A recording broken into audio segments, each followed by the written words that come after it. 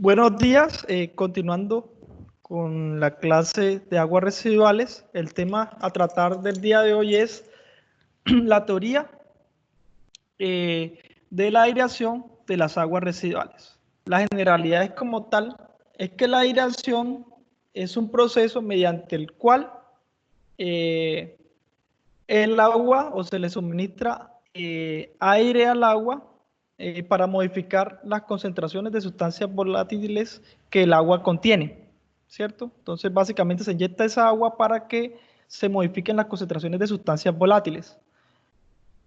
La función principal de la aireación en el tratamiento biológico es la de proporcionar oxígeno en procesos biológicos aerobios. Básicamente es eso, suministrar el oxígeno para que las bacterias puedan realizar sus procesos metabólicos en condiciones aerobias. Las funciones más importantes de la aireación en las aguas son transferencia de oxígeno disuelto, remoción de sustancias volátiles que producen olores y sabores, remoción de CO2, remoción de ácido sulfídrico, remoción de hierro y manganeso, remoción de metano, cloro, amoníaco y remoción en general, de compuestos orgánicos volátiles.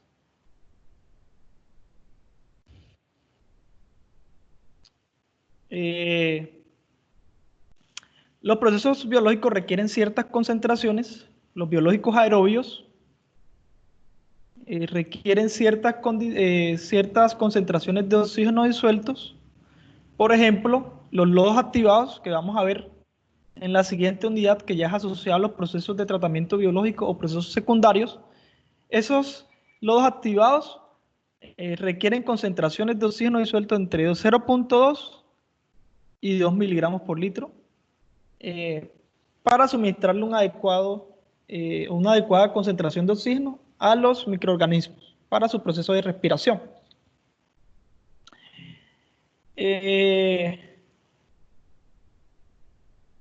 Los requerimientos de mezcla, es decir, la mezcla aire, agua, dependiendo de los requerimientos, lo que requiera en esa tasa de transferencia de oxígeno o de aire en agua, va a determinar la potencia del equipo de aireación. Entonces, si se requiere mayor mezcla, los equipos de aireación van a requerir mayor potencia, es decir, se utilizan compresores, van a ser compresores más grandes, va a depender de qué tanto requiera la mezcla, concentración de oxígeno, ¿sí? La aireación no es eficaz para remover compuestos de las algas que generan olor y sabor, dado que las algas no son volátiles. Entonces, en la aireación no hay una remoción efectiva de las algas. La aireación, como se ha dicho, remueve compuestos volátiles que producen malos olores y sabores indeseados. En una planta de ablandamiento, cuando se utiliza aireación, es importante la aireación porque esta permite disminuir el consumo de cal y reduce asimismo, a su vez, la corrosividad del agua. Entonces, en las plantas de ablandamiento también se aplica la aireación.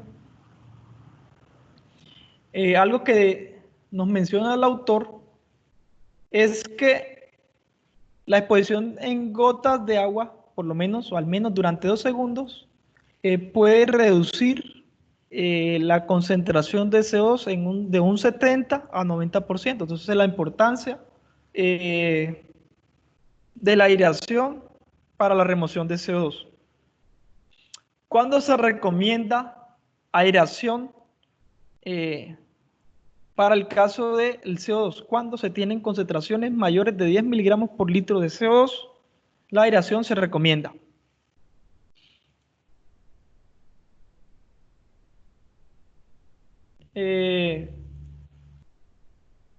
En En la potabilización de aguas también es importante, cuando hay aguas de pozos, se remueve hierro, manganeso, y eso se utiliza también en el tratamiento de agua potable, ya sea bandejas de aireación, cascadas, dependiendo de lo que se esté utilizando, el método de aireación. El metano y otros compuestos orgánicos también se pueden remover mediante la aireación, aunque el metano es insoluble.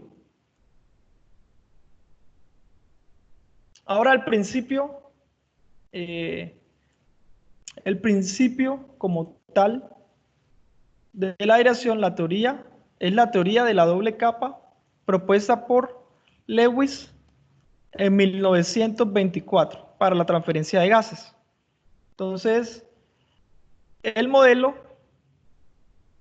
o la teoría básicamente formula que hay una interfaz entre una mezcla entre una masa líquida y una masa gaseosa, en donde la transferencia de oxígeno se da por difusión, movimiento browniano, eh, y la transferencia del gas es la misma mediante las dos interfaces de gas y líquido. Básicamente esa es la teoría de la doble capa. Entonces, usualmente se da en flujos turbulentos para que se dé la mezcla. En el tratamiento de agua existe un incremento de gas con el tiempo. O sea, el tratamiento de agua siempre va a haber, al suministrársele gas, o oxígeno o aire, con el tiempo va a haber un incremento de esa transferencia de gas. Y básicamente hay un principio que permite estimar la cantidad másica de gas transferido.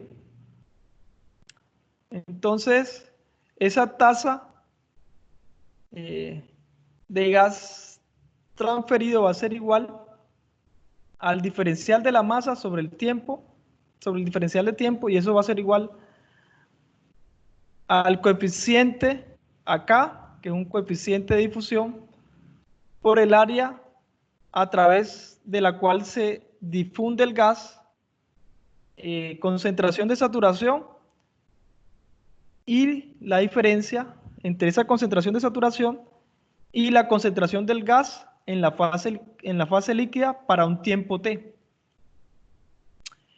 Dividiendo estas ecuaciones sobre el volumen, que es lo que se hizo acá, dividimos tanto esto sobre el volumen y esta ecuación sobre el volumen, pero también dividimos esta ecuación sobre el volumen, que va siendo esta,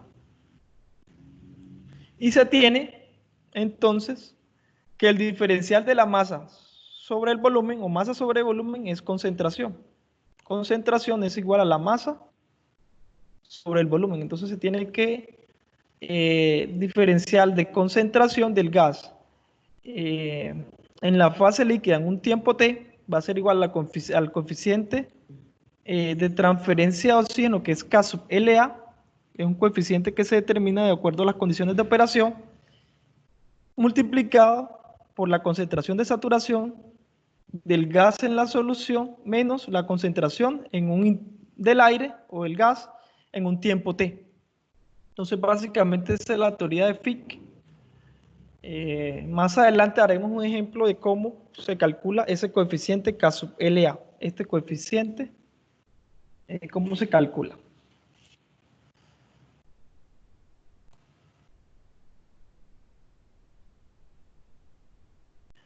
Esta ecuación que ya hemos deducido en la parte anterior, la diapositiva anterior, si se integra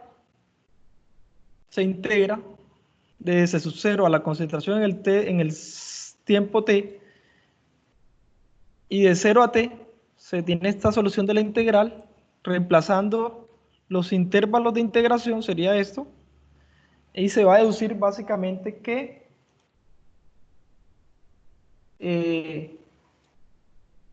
se va a tener esta deducción que se tiene acá,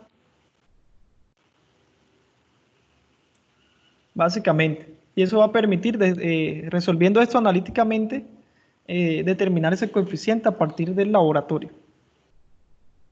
Pero básicamente, matemáticamente sale desde ese punto de vista, ese enfoque.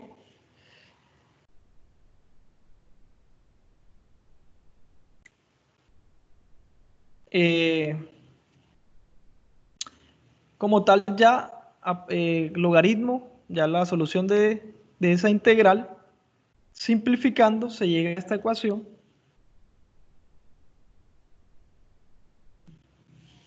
en donde K sub LA es como una pendiente, K sub LA sobre 2.3 es una pendiente que se determina gráficamente. Graficando, esta parte de la ecuación, S sub 0 menos concentración de saturación menos concentración inicial sobre la concentración de saturación menos la concentración en el tiempo t, se grafica en y en x el tiempo se puede determinar ese coeficiente que se representa como una pendiente.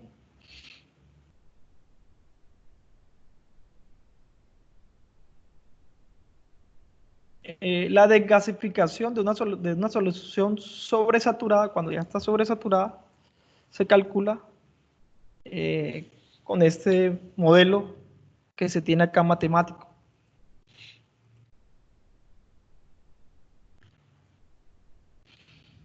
Listo.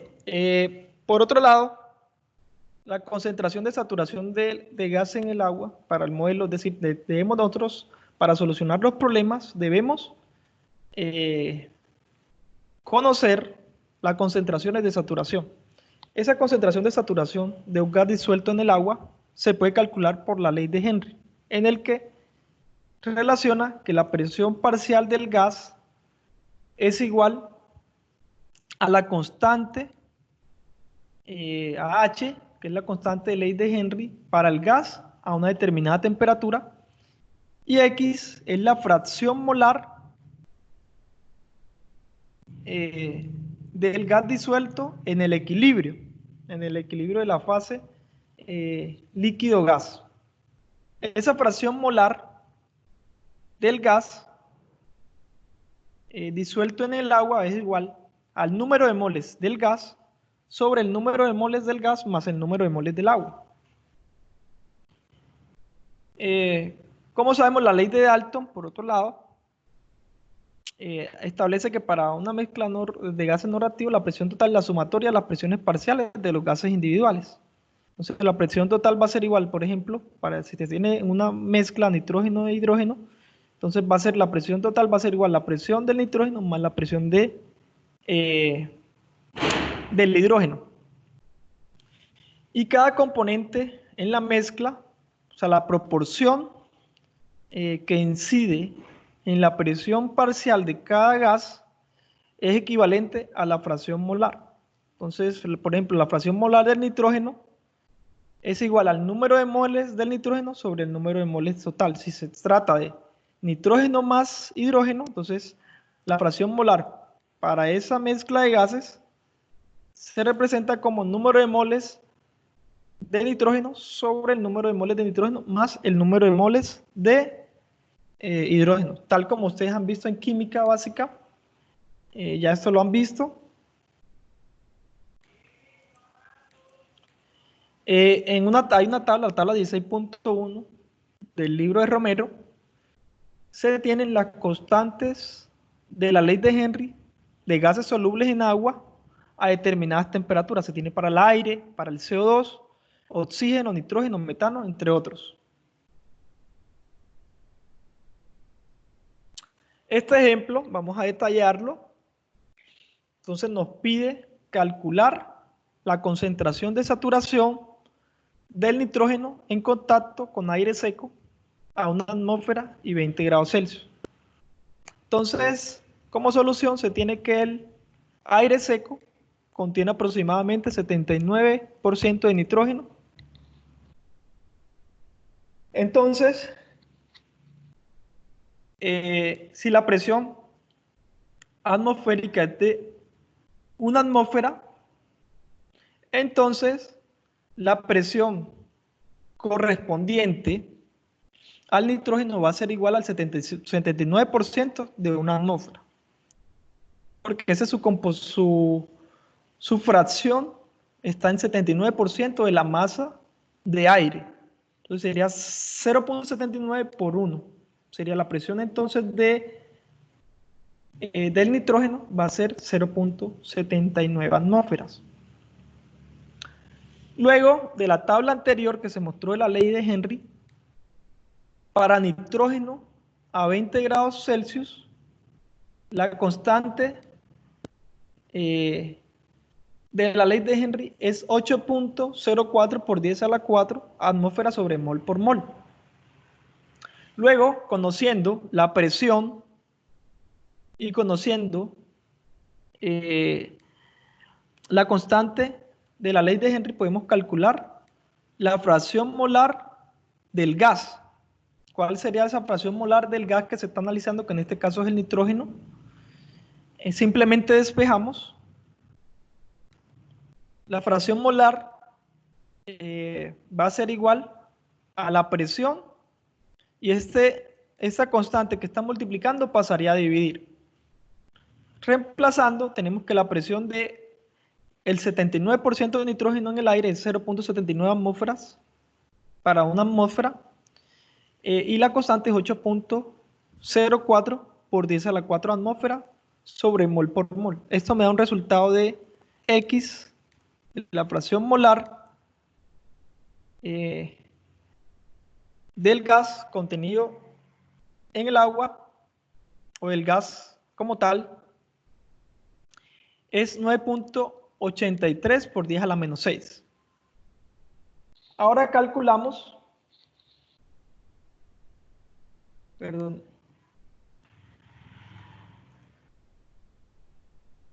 ahora calculamos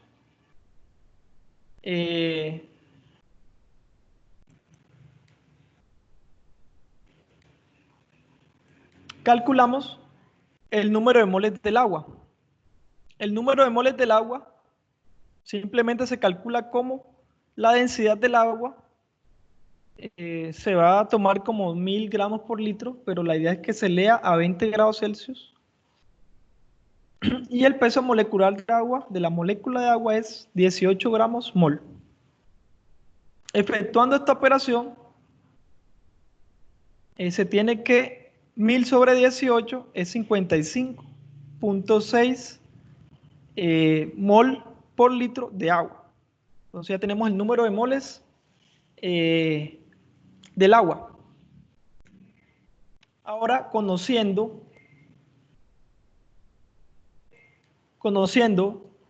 el número de moles, conociendo la fracción molar del gas y el número de moles del agua, podemos calcular este número de moles de nitrógeno.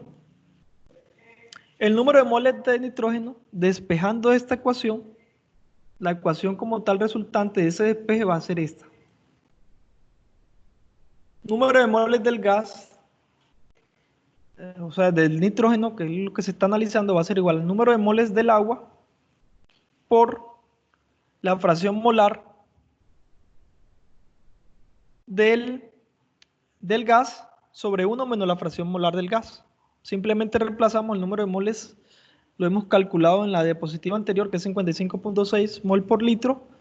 La fracción molar es 9.86, 83 por 10 a la menos 6, que va siendo esta misma valor. Reemplazando, se tiene entonces que el número de moles de el gas es 5.44 por 10 a la menos 4 mol por litro de nitrógeno. Ahora, ¿cómo se calcula la concentración de saturación del nitrógeno? Simplemente va a ser los números de moles por el peso molecular del nitrógeno. ¿Sí? Entonces, este es un factor de conversión, 1000 miligramos equivale a 1 gramos. Y entonces se va a tener que la concentración de saturación a estas condiciones de una atmósfera y 20 grados Celsius se tiene que la concentración de nitrógeno es 15.3 miligramos por litro. Así se determina la concentración de saturación.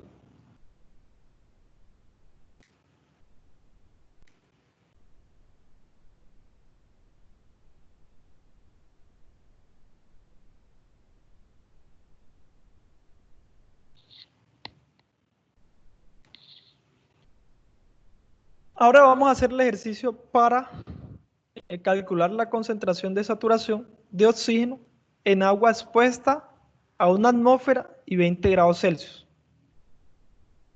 Se supone que la atmósfera contiene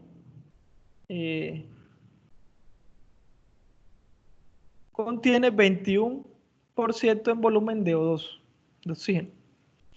Entonces se hace el mismo procedimiento, se calcula o se lee en la tabla para oxígeno a 20 grados, es igual a 4.01 por 10 a la 4, atmósfera sobre mol por mol, esa es la constante de Linde de Henry. Se calcula la presión molar del gas en el equilibrio, que va a ser igual a esa presión. Entonces acá como es 21% de oxígeno, va a ser una atmósfera por el 21% de la composición de ese oxígeno en el aire sobre la constante que se lee en la tabla. Y esto va a dar un resultado de 5.24 por 10 a la menos 6 mol por mol. Se calcula ahora el número de moles del agua. El número de moles del agua va a ser igual a la densidad del agua sobre el peso molecular del agua. Entonces va a ser igual a 1000 sobre 18, da 55.6 mol sobre litro. Luego ahora se calcula los números de moles de oxígeno por cada litro. Entonces simplemente de esta ecuación se despeja Ng. Ng va siendo igual al número de moles del agua por esta fracción molar del oxígeno sobre 1 menos esa fracción molar. Reemplazando, se tiene que el número de moles del gas, que en este caso es oxígeno, va a ser 2.91 por 10 a la menos 4 mol por litro. Ahora, el cálculo de la concentración de saturación va a ser igual a ese número de moles que se ha calculado por el peso molecular del gas, que en este caso es oxígeno molecular, y eso da, con el factor de conversión, 1000 miligramos equivale a un gramo, para gramos con gramos se cancelan, da 1000 gramos litro. Entonces la concentración de saturación del oxígeno a estas condiciones de una atmósfera y 20 grados Celsius es 9.3 miligramos sobre litro. Ahora, el K sub LA es un coeficiente que se debe determinar para estimar los requerimientos de la aireación.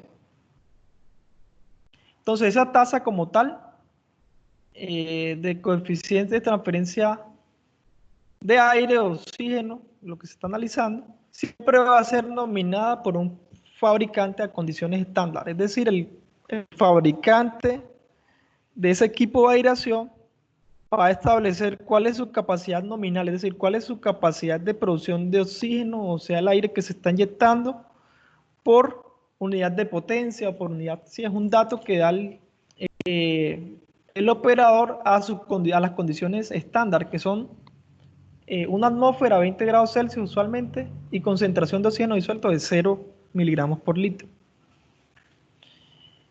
Estas condiciones deben corregirse por las condiciones del diseño, es decir, dónde se va a aplicar esa planta a ciertas condiciones. Existen varios métodos para la determinación de ese coeficiente en los que se incluye el laboratorio. En el laboratorio se puede determinar ese coeficiente de transferencia del gas, o puede ser de oxígeno. ¿Cuál es el procedimiento de escala de laboratorio? Primero, se coloca agua potable en un recipiente de 2 a 200 litros. se determina su temperatura. Luego, lo que se hace es que el agua se desoxigena con sulfito de sodio y un catalizador de cloruro de cobalto. La dosis como tal del cloruro de cobalto como catalizador es menor a 0,05 miligramos por litro. La reacción es la siguiente, esta es la reacción, es sulfito más el oxígeno, entonces la reacción como tal. ¿Cuánto se requiere? Se requiere 7,9 miligramos de sulfito de sodio por cada miligramo por litro existente de oxígeno para poder llevar a cabo esa desoxigenación. Sin embargo, en la práctica usualmente se genera, para asegurar y garantizar que esa desoxigenación sea completa, se suministra 12 miligramos por litro de sulfito por cada miligramo por litro de oxígeno disuelto. Luego, el tercer paso, una vez ya desoxigenando el agua, lo que se hace es que se instala el equipo de aireación que se va a utilizar y entonces este se va a prender el compresor y todos los equipos, todos los elementos del equipo, de tal forma que se esté aireando agua hasta que la concentración de oxígeno disuelto sea constante. Es decir, se va a airear el agua, se va a airear el agua, se va a airear el agua. Cuando ya la concentración que uno mida en determinado tiempo sea constante, ya se representa el valor de la saturación de oxígeno para esa agua. Entonces, depende de las condiciones de operación, si el equipo es mecánico, se debe controlar la velocidad rotacional con un tacómetro, y si el equipo es de aire difuso, el caudal se controla con un rotámetro. Entonces, en determinados intervalos de tiempo, como se ha dicho, a medida que se va aireando, se va entonces determinando la concentración de oxígeno disuelto mediante un analizador de oxígeno disuelto.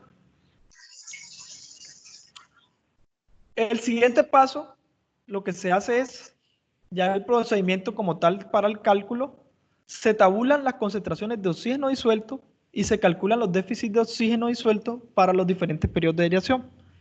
Luego se grafican los de esta relación versus el tiempo de aireación y eso va a dar una pendiente. Esa pendiente va a ser igual a lo que se está determinando que es el coeficiente de transferencia de oxígeno.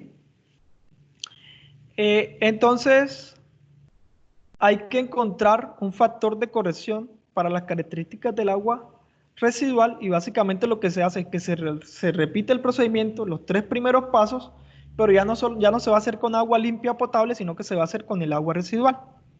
Y ese factor de corrección de la tasa de transferencia de oxígeno va a ser igual al coeficiente determinado del agua residual sobre el coeficiente de agua limpia. Es el coeficiente de corrección de la tasa de transferencia de oxígeno, de este coeficiente K sub LA. Y el factor de corrección de la concentración de saturación de oxígeno disuelto es la concentración de oxígeno disuelto del agua residual sobre la concentración de oxígeno del agua limpia. Y básicamente esa relación o ese factor de corrección va a variar entre 0,8 y 1,0. Para el cálculo de la corrección hay que corregir ese coeficiente de transferencia de la temperatura que se está analizando con base a las condiciones estándar. Es decir, va a ser el coeficiente de transferencia a la temperatura T, una temperatura determinada, por ejemplo, de Girardot 28 grados promedio, lo que esté, va a ser igual a ese coeficiente de transferencia a 20 grados por un coeficiente que es teta. Ese teta es 1,020, ese coeficiente, para sistemas de burbujas, elevado a la temperatura del sitio, por ejemplo, la temperatura Girardot menos 20 grados, que es la temperatura estándar. Ahora vamos a hacer este ejercicio. Estos datos son los que se realizaron, los que se analizaron en el laboratorio, haciendo el procedimiento indicado. Entonces, el ejemplo es el siguiente: calcular el valor de K sub LA para los resultados siguientes de un ensayo de control de aireación en el terreno a 15 grados Celsius y una presión atmosférica de 750 milímetros de mercurio. El aireador tiene una potencia de 8 horsepower y el tanque de prueba tiene un volumen de 525 metros cúbicos. Entonces, básicamente, ¿qué se hace primero? Se calcula la concentración de saturación a 15 grados y una atmósfera y a la presión de una atmósfera, ¿sí? Entonces el resultado como tal es de 10.2 miligramos por litro. Ese es eso es lo que calculamos en los dos ejemplos anteriores. Se utiliza, recuerden que se hace a través de el cálculo teniendo en cuenta la ley de Henry. Ese 10.2 miligramos por litro que se obtuvo con el procedimiento de la ley de Henry se va a corregir a las condiciones del sitio. Entonces va a ser igual al coeficiente a una atmósfera de presión por la presión local que se está analizando en el sitio sobre 760, que es la presión estándar. Entonces va a ser la concentración a una atmósfera a través de la ley de Henry es 10.2 miligramos por litro. La presión atmosférica del sitio es 750 milímetros de mercurio y la presión estándar es 760 milímetros de mercurio. Efectuando la corrección a las condiciones locales, sería la concentración de saturación de 10.1 miligramos por litro. Luego, vamos a desarrollarlo en Excel.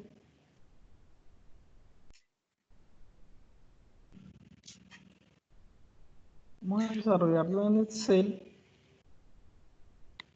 No entiendo qué es Excel. En Excel vamos a desarrollar. Entonces tenemos que la concentración corregida es 10.1 miligramos por litro. Esa es la concentración de saturación corregida que hemos calculado ahorita. Estos son los datos de laboratorio. De acuerdo al tiempo de aireación, cuáles son las concentraciones de oxígeno disuelto en determinados periodos de tiempo. Lo primero que vamos a hacer es que se va a calcular el déficit de oxígeno. El déficit de oxígeno es igual a la concentración de saturación, la fijamos, menos la concentración en el tiempo t, primero al tiempo 0, al tiempo 10, entonces básicamente hacemos esto y arrastramos. Ahí tenemos entonces la concentración de la saturación. Ahora vamos a calcular esta relación, concentración de saturación igual a la concentración de saturación, que es una corregida, que es una constante, la fijamos, menos la concentración en el tiempo 0, también la fijamos, que es de la fórmula, sobre esta concentración de saturación corregida, la fijamos, menos la concentración en el tiempo t. ¿Cierto? Listo, ahí tenemos entonces este resultado. Arrastramos y tenemos entonces estos valores. Ahora le aplicamos logaritmo al déficit de oxígeno. Vamos a aplicar logaritmo acá, déficit de oxígeno. Arrastramos y allí tenemos entonces los logaritmos de ese déficit. Y aplicamos logaritmo también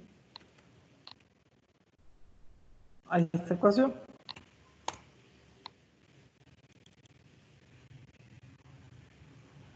Listo, tenemos entonces esto. ¿Qué vamos a hacer ahora? Vamos a graficar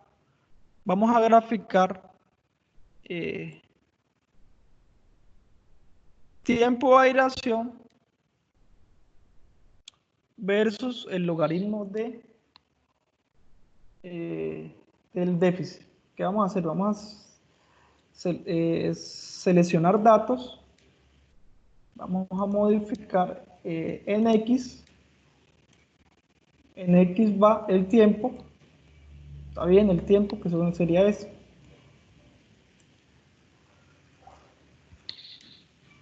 Y en Y, para estos logaritmos del déficit. Básicamente tenemos un comportamiento decreciente lineal. Y a eso lo que le vamos a hacer es que le vamos a agregar una línea de tendencia lineal. Y esa línea de tendencia lineal se le va a presentar la ecuación y el coeficiente de ajuste de la regresión lineal, es decir, de la asociación lineal entre esas dos variables que se están analizando. Entonces vemos que tenemos esta gráfica. ¿Qué debemos hacer? Pues rotular, agregar los elementos del gráfico. Entonces en el eje vertical va esto, este es el logaritmo del déficit, y en el eje X va el tiempo.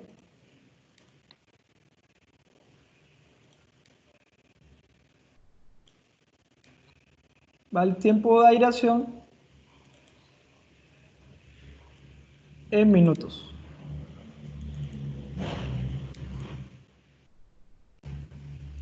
Listo, ya tenemos esta gráfica. ¿Cómo se hace en Excel? Ahora se la voy a mostrar en las diapositivas para que sepan cómo ya se determina como tal ese coeficiente de transferencia de...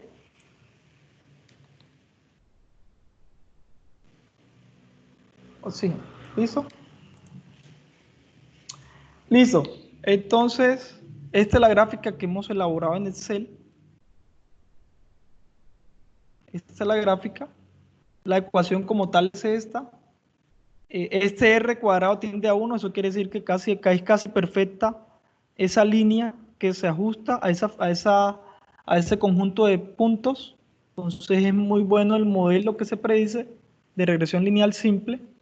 Se tiene entonces que la ecuación es igual a Y igual a menos 0.013 X más 1.0036. Entonces, para un tiempo, por ejemplo, eh, se puede, este Y como tal representa al logaritmo del déficit. Este va siendo Y menos 0.0013 es la pendiente de esta recta, X es el tiempo T. Entonces nosotros podemos analizar para un tiempo de 40 minutos arbitrario. Vamos a determinar para 40 minutos, reemplazamos donde va xt de 40 minutos, más 1, que es este valor del intercepto, que es este punto, este es el intercepto de esa ecuación, 1.0036. Efectuando esto, menos 0.0133 por 40 más 1.0036 me da 0.4716. Entonces, este logaritmo base 10 pasa a lo inverso, es decir, eleva eso este término se eleva a la 10, perdón, 10 se eleva a esta parte de la ecuación, es decir, concentración de saturación menos la concentración en el tiempo t va a ser igual a 10, que es el logaritmo que pasa a lo inverso al otro lado de la ecuación, elevado a la 0.47. Este resultado va a ser igual a 2.96. La ecuación que se deduce es esta, que se usó a través de la solución de las integrales. Entonces, de esta ecuación se despeja K sub LA, que es el coeficiente que se está buscando. Ese K sub LA despejando va a ser igual a este 2.3 que divide, y este tiempo que multiplica pasarían a lo inverso, es decir, este 2.3 pasaría a multiplicar y este tiempo que está dividiendo lo pasaría a dividir a este logaritmo. Reemplazando, entonces se tiene que la 2.3 sobre el tiempo, como estamos analizando un tiempo de 40 minutos, el tiempo es 40 minutos, que es este, por el logaritmo de la concentración de saturación corregida, que es 10.1, se determinó con la ley de Henry, luego se corrigió con las condiciones locales. La concentración en el tiempo cero es C sub 0 es 0, y este 2.96 va siendo igual a esta diferencia de C sub S menos C sub 0. Este valor es 2.96, que es lo que se reemplaza acá. Ahora se convierte, como este resultado ya está en minutos, el factor de conversión es que 60 minutos equivale a 1 hora. Y entonces el coeficiente que se está buscando de ese ejercicio es 1.84 por hora a la menos 1. Ya ese sería el coeficiente de transferencia de esa agua y del equipo.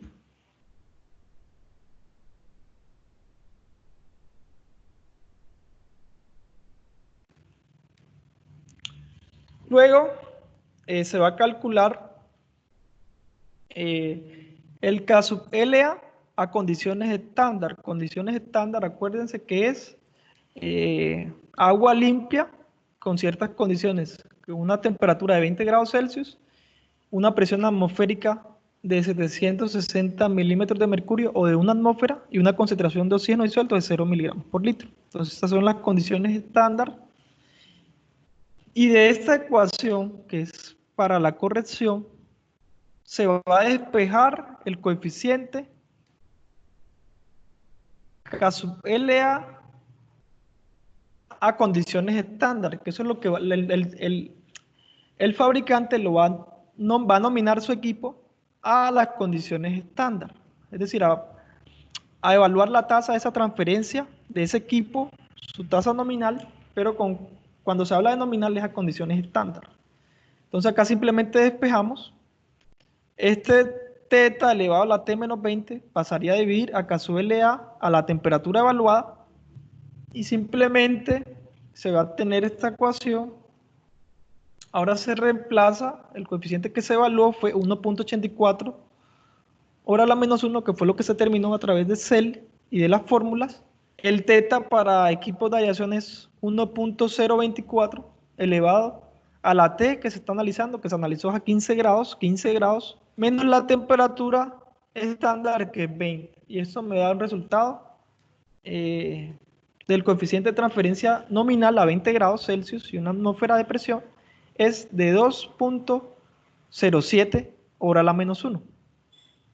Ahora se calcula la capacidad nominal de oxigenación del equipo. Entonces, la capacidad va a ser igual a la concentración, la variación de la concentración en el tiempo va a ser igual al coeficiente de transferencia estándar por este déficit, que va a ser la concentración de saturación a la temperatura estándar a 20 grados y a una atmósfera. Para la concentración de oxígeno es 9.2 miligramos por litro, que es la concentración de saturación a 20 grados Celsius. Y esta concentración estándar, que es 0, entonces simplemente reemplazamos. La variación de la concentración en el tiempo va a ser igual a ese coeficiente de transferencia a 20 grados por ese déficit, que va a ser la saturación menos la concentración de oxígeno disuelto del agua estándar. Efectuando esta operación, se está transfiriendo 19.04 miligramos por litro por hora a las condiciones estándar. Es decir, 19.04 gramos por metros cúbicos por cada hora de oxígeno como tal. Es la relación de oxígeno de la concentración de oxígeno, cómo varía en el tiempo.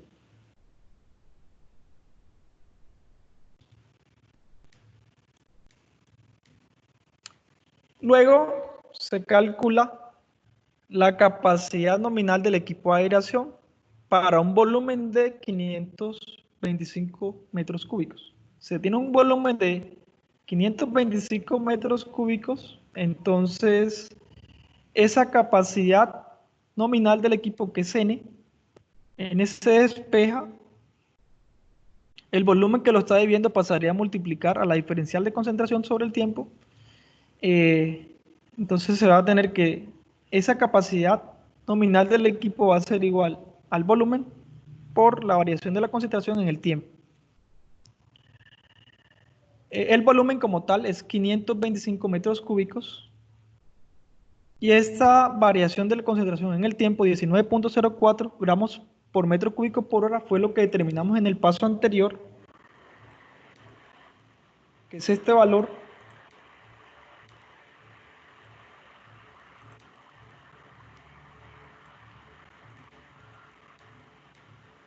Entonces, ya reemplazando 525 por 19.04 por el factor de conversión, que es 1 kilogramo equivale a 1000 gramos, se tiene entonces que la transferencia de ese equipo para un volumen de 525 metros cúbicos es de 10 kilogramos de oxígeno por hora. Esa es la capacidad de ese equipo nominal. Nominal quiere decir las condiciones estándar para agua limpia, pero obviamente si el agua ya es residual ya va a cambiar en las condiciones reales y por eso hay que aplicar la corrección de esos valores. Ese cálculo de transferencia nominal de oxígeno en el equipo del equipo de aireación analizado va a ser igual a esa transferencia sobre la potencia. Entonces la potencia del equipo nos lo da el enunciado, que es 8 horsepower por el factor de conversión. Un caballo de fuerza equivale a 0.746 kilowatts y entonces la transferencia de oxígeno por unidad de potencia es 1.68 kilogramos de oxígeno por cada kilowatt de potencia del equipo.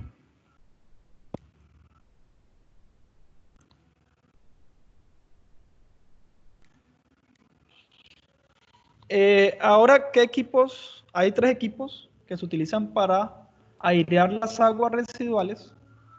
Está el aire difusa, aireación difusa o de aire comprimido, es en el cual el aire se rompe en burbujas y este se dispersa por medio de un tanque. En los casos cuando se utiliza compresores, se comprime aire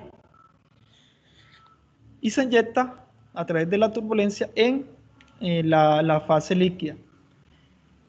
El sistema de turbina es que el aire se dosifica por unas paletas en los cuales hay un eje que hace la rotación y se da a través de un impulsor sumergido. Esas paletas poseen un impulsor sumergido. Y los sistemas de aireación superficial, en el cual se coloca un equipo en la superficie del agua para transferencia de oxígeno mediante una agitación superficial. Entonces, este es un ejemplo de aireadores en tubo de U. Se tiene un compresor. Ese compresor a través del tubo inyecta ese oxígeno y ese aire se rompe en burbujas y ahí se ve el burbujeo. Acá vemos, estos son equipos antes de la operación para un reactor de los difusores para una planta, un reactor de lodos activados. Acá vemos cómo se rompen esas burbujas que se menciona en la teoría. Son de aireación difusa. Las turbinas, simple, hay unas paletas sumergidas que airean el agua, un movimiento rotacional que genera una mezcla de aireación de aire en la masa de agua. La aireación superficial es que el equipo sobre la superficie del agua, esta es la superficie del agua, se hace una agitación superficial, es superficial como tal.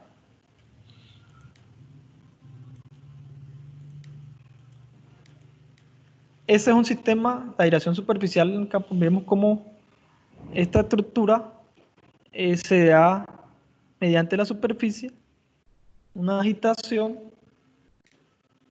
Se recomienda que leen las características de los equipos de aireación para el tipo de aireación, si es difusa, si es media, fina, dependiendo de la gota, la eficiencia que se tiene, la tasa de transferencias típicas.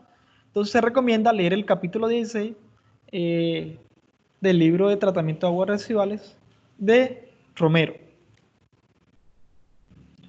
Entonces se debe recordar que los equipos de aireación se nominan a condiciones estándar de agua limpia o potable. Usualmente son temperaturas de 20 grados Celsius, presión atmosférica de 760 milímetros de mercurio y concentración de oxígeno disuelto de 0 miligramos por litro. Entonces, cuando se va a diseñar el equipo de tratamiento de aguas residuales, si bien se conocen las condiciones nominales estándares que usualmente la suministra el fabricante, hay que corregir esos coeficientes a la temperatura del agua residual, a la presión del sitio donde se va a implementar esa planta y la concentración de oxígeno disuelto que permanece en el tiempo. La transferencia de oxígeno se acostumbra a representarse con esta figura. Lo que se hace es que se hagan una burbuja, un burbujeo de agua a través de compresores o el equipo o el método que se utilice de aireación. Estos van a tener a su vez una tasa de transferencia de oxígeno. Esa tasa qué tanta cantidad de oxígeno se le está transfiriendo a esa masa de agua, le va a dar oxígeno disuelto al agua y ese oxígeno disuelto va a permitir que en los procesos de respiración se consuman oxígeno a través de los microorganismos y va a haber un crecimiento y células que se van a convertir o son biomasa, ¿cierto? Debido a que estas van a crecer debido a la tasa de utilización del oxígeno y del sustrato, ¿cierto?